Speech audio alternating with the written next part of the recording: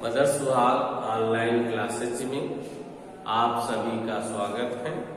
जैसा कि आप लोगों को इतिहास में पाठ 6 के अंतर्गत मुगल साम्राज्य का पतन,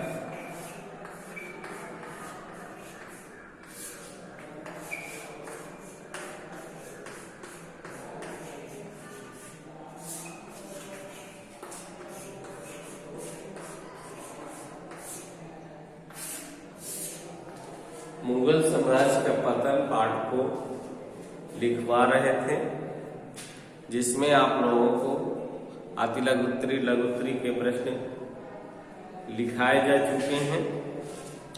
आज हम इसी में दीर्घोत्तरी के प्रश्न लिखवाएंगे, जिन्हें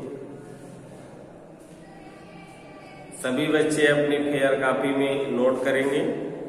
और आज से ये पाठ भी आपका समाप्त हो जाएगा। अगले पाठ में आप लोगों को रीडिंग कराई जाएगी और इसकी एक्सरसाइज भी करवाया जाएगा। तो आज का आपका प्रश्न है, यूरोप की कंपनियों पर एक टिप्पणी लिखिए। तो इसमें हम देखेंगे यूरोप की कंपनियां किस तरीके से कार्य करती थी और उनका उद्देश्य क्या था, इसके बारे में हम देखेंगे।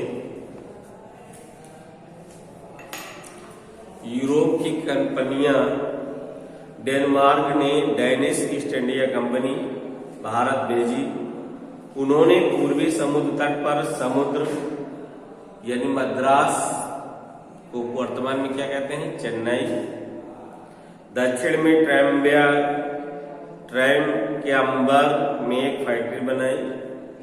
हॉलैंड की व्यापारिक कंपनी का एक नाम United east India company of the Netherlands था। आगे चलकर हॉलैंड के व्यापारियों ने दक्षिण पूर्वी एशिया, जिसको जावा और सुमेत्रा के मसाले के व्यापार पर अधिकार कर लिया। तब अंग्रेज व्यापारी विशेष रूप से भारतीय वस्त्रों का व्यापार करने लगे। शीघ्र ही उनका भारत के साथ होने वाले यूरोपीय व्यापार एक बड़े व्यापार पर परिवर्तित हो गया। अंग्रेजों ने 1600 ईस्वी में अपनी व्यापारिक कंपनी की स्थापना की। अंग्रेजों ने मछलीपट्टनम, सूरत, फोर्ट सेंट जॉर्ज और फोर्ट विलियम में अपनी फैक्ट्रियां बनाई। अंतिम 2 स्थान बाद में मद्रास और कलकत्ता के प्रसिद्ध नगर बन गए।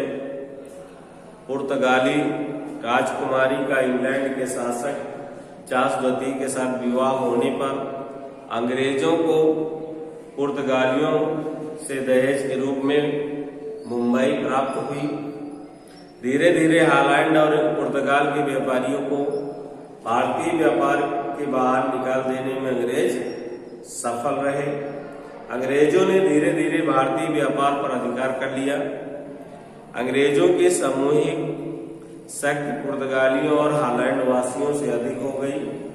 भारत से व्यापार करने वाले 2 अंग्रेज कंपनियों को 1703 ईस्वी में आपस में मिलने से एक company the united company of merchant of England trading to East Indies नाम हो गया। यानी 2 कंपनियों को मर्ज कर दिया गया एक साथ में, तो उसका नाम बदल गया।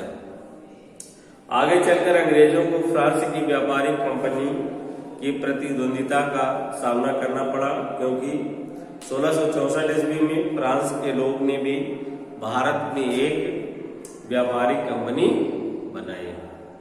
मद्रास के दक्षिण में फ्रांसीसी एक स्थान पर बस गए, जो पांडुचेरी कहलाया।